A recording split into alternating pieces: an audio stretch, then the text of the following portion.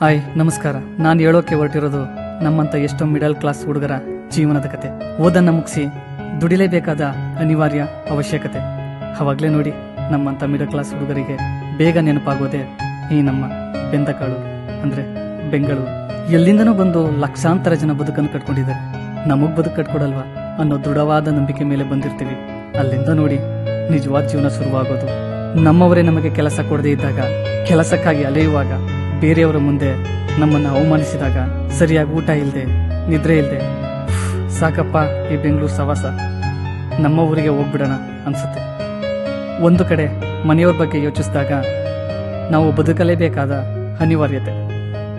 ಅದೆಷ್ಟೇ ಕಷ್ಟ ಬಂದರೂ ಸ್ವಾಭಿಮಾನ ನೋಡಿ ಬಿಡಕ್ಕಾಗಲ್ಲ. ಜೀವನ ಜೊತೆ ಹೋರಾಟ ಕೇಳಿತೀವಿ.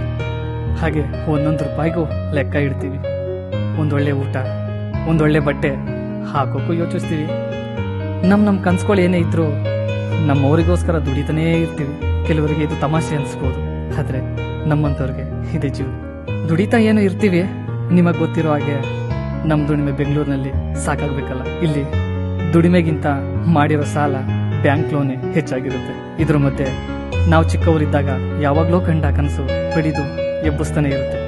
ಏನಪ್ಪಾ ಇವನು ಇಷ್ಟೆಲ್ಲ ಹೇಳ್ತಿದ್ದಾನೆ ಅಂತ ಯೋಚಿಸ್ತಿದ್ದೀರಾ? ಬನ್ನಿ ನಮ್ಮ ಈ ಮಿಡಲ್ ಕ್ಲಾಸ್ ಹುಡುಗರ ಜೀವನ ಹೇಗಿದೆ ಅಂತ ನೋಡ್ಕೊಂಡು ಬರೋಣ.